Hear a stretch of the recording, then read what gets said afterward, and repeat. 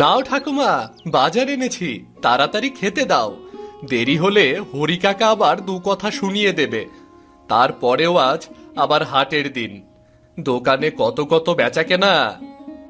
তুই স্নান সেরে আয়, আমি খাবার বাড়ছি, এই তো হয়েই এসেছে। আজ কি রেঁধেছ ঠাকুমা? প্রিয় আলু ভাজি আর গরম ভাত। বাহ, কিন্তু তুমি কি খাবে? তুমি তো শুকনো আলু ভাজি একদম খেতে পারো না। রোজ রোজ তো আর আলু ভাজি হয় না, বাজারে আলুর কত দাম। দুটো একটা করে আলু জমিয়ে আজ ভাজি করেছি। তুই আগে খেয়ে নে, আমি না হয় শুকনো মরিচ পুড়িয়ে ভাতে পানি ঢেলে পান্তা করে খাবো। আমায় নিয়েও তো ভাবিস না তো, যা যা, তোর দেরি হয়ে যাবে যে। কি খবর টগর, কেমন আছো? এই তো কাকা, কেটে যাচ্ছে। বাহ, আজ তো অনেক মাছ পেয়েছেন। আপনার পুকুরের মাছগুলো তো বেশ বড় হয়েছে দেখছি। তা হবে না কেন বলো তো? মাছকে দুবেলা খাওয়াচ্ছি, যত্ন নিচ্ছি। বড় না হলে তো আর আমাদের সংসার চলবে না।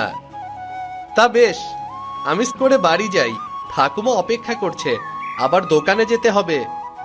তা লোকের দোকানে আর কতদিন শ্রম দিবি রে? এবার নিজেই কিছু একটা কর। কি করব কাকা, না আছে জমি জমা, না আছে পয়সা করি। দোকান থেকে মহাজন যা দেয় তাতে আমার আর ঠাকুমার চলে যায়। আমি যাই কাকা। টগর, এই মাছটা নিয়ে যা রে, তোর ঠাকুমাকে সাথে নিয়ে খাস।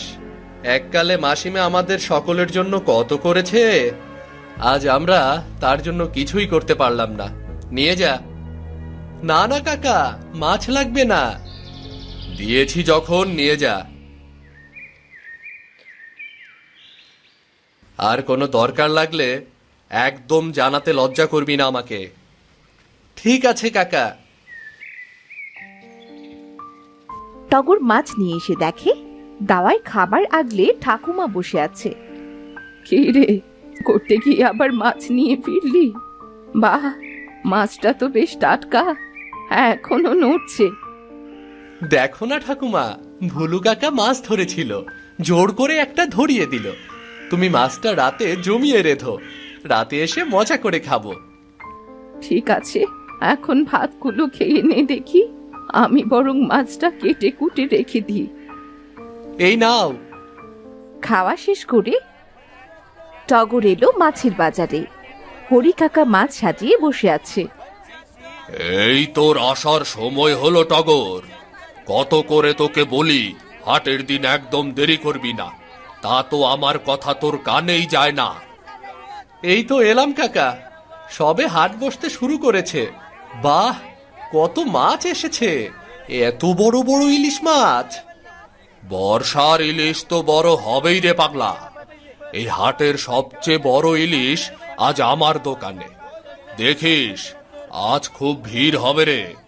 এখন বস চুপটি করে, মন দিয়ে সব দিক খেয়াল রাখবি, কেমন? ঠিক আছে কাকা।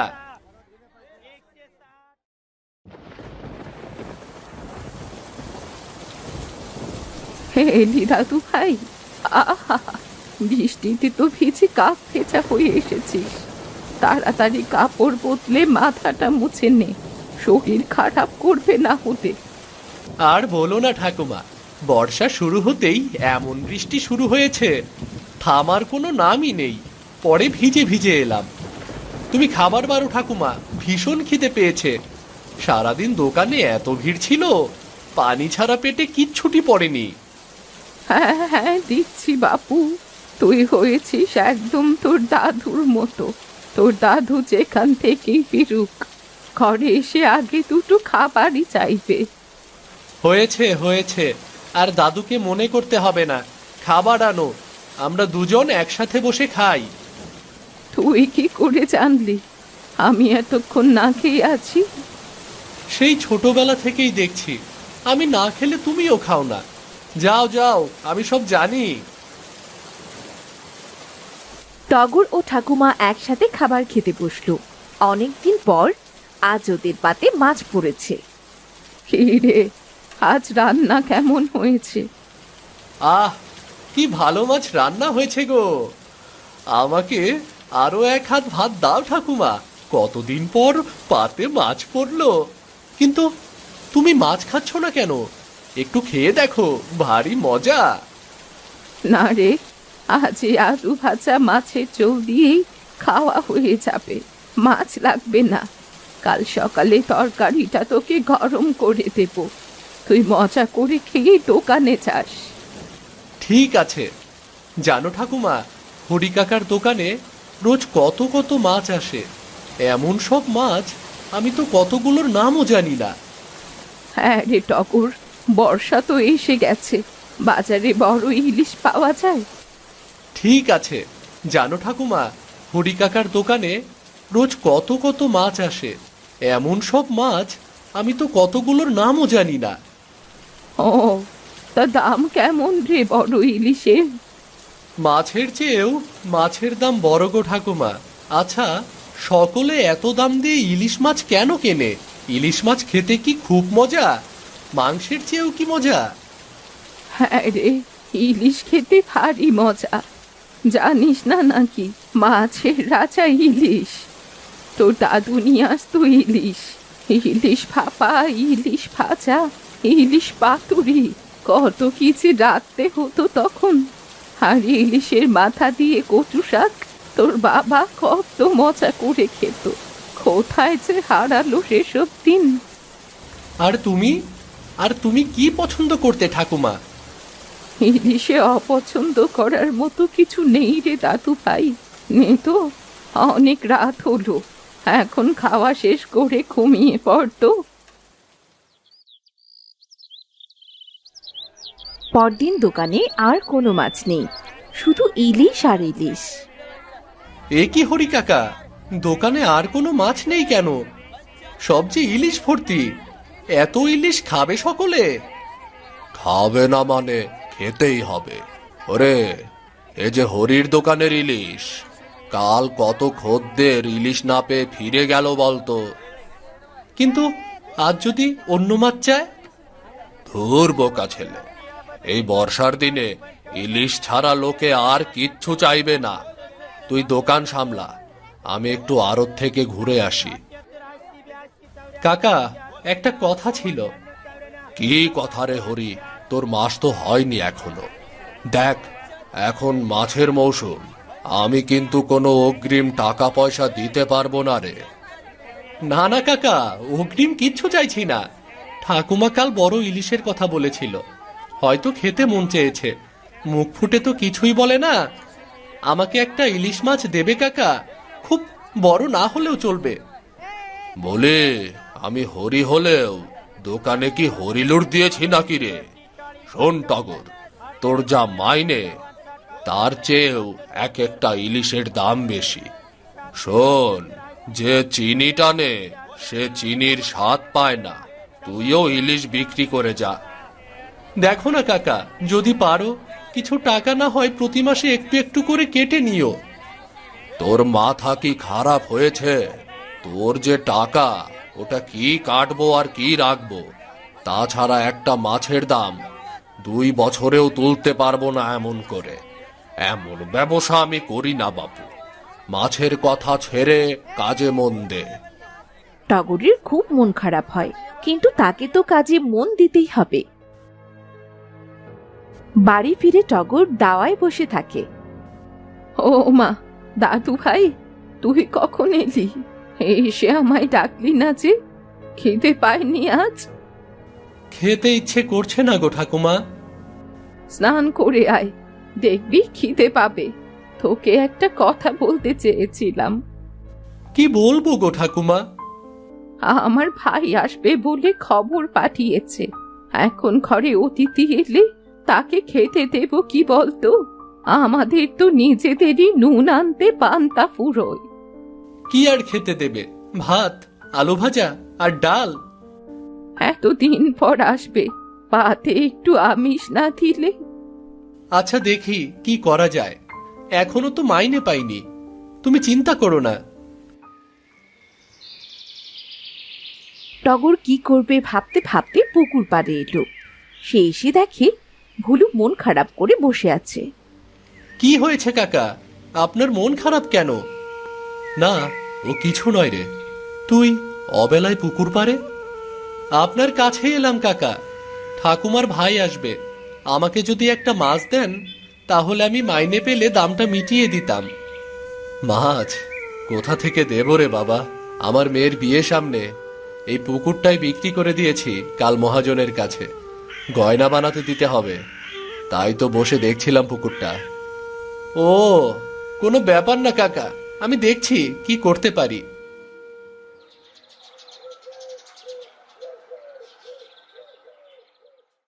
মাছের চিন্তায় সেদিন টগরের ঘুম হলো না।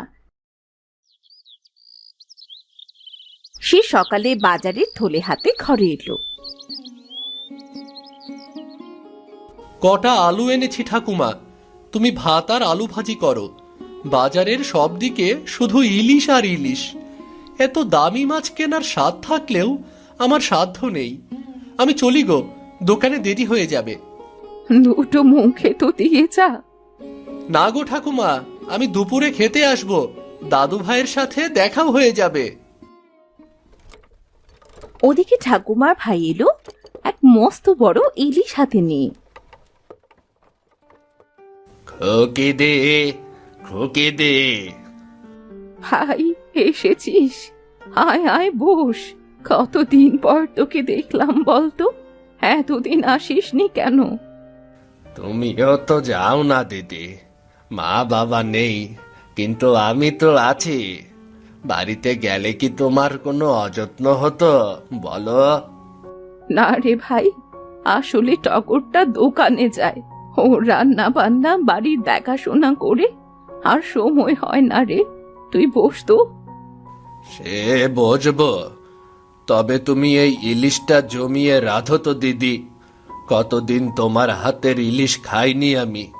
মনে আছে দিদি, আগে আমরা মজা করে ইলিশ ভাপা আর আলু ভাজা দিয়ে ভাত খেতাম। সেই দিন কি আর ভোলা যায় রে ভাই? তুই অপেক্ষা কর, আমি এক্ষুনি ইলিশ ভাপিয়ে আনছি। ঠাকুমা খুব মন দিয়ে রান্না করে। টগরও বাড়িতে আসে। দাদু ভাই, কেমন আছো? এখন আর থাকা, তা তোর সব খবর ভালো তো? এই তো চলছে। সব গল্প পরে হবে, আগে এসো তো। গরম ভাত, আলু ভাজা আর ইলিশ খাও সকলে। তুইও বস না দিদি, ছোটবেলার মতো একসাথে আলু ভাজা আর ইলিশ খাই। ছোটবেলাকে ফেরাবো বলেই তো ইলিশ নিয়ে এলাম। ঠাকুমা আলু ভাজি পছন্দ করে। হ্যাঁ রে টগর, আগে তো প্রতিদিন দিদির জন্য আলু ভাজি করত। আলু ভাজি ছাড়া অন্য কিছুই খেত না।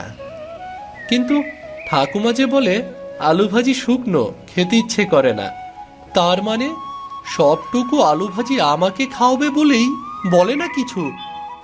হয়েছে হয়েছে, তোকে আর মানে খুঁজতে হবে না। বাহ, ইলিশের কি ঘ্রাণ! আহ, আলু ভাজি আর ইলিশ খেতে এত মজা! কতদিন পর তৃপ্তি করে খেলাম। দাদু, তুমি থাকো, আমি দোকানে যাই, নয়তো হরি কাকা রাগ করবে। এখনই চলে যাবি? একটু জিরিয়ে নে। না গো ঠাকুমা, তুমি তো হরি কাকাকে জানো না।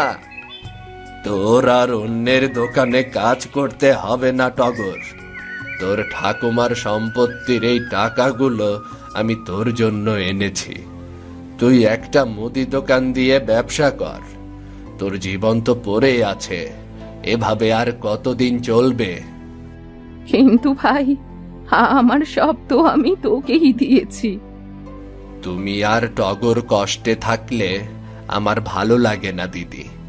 তার চেয়ে টগরটা নিজের পায়ে দাঁড়াক।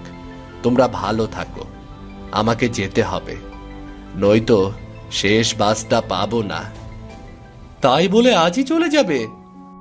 চলে যাব, কিন্তু আসবো না তা তো বলিনি।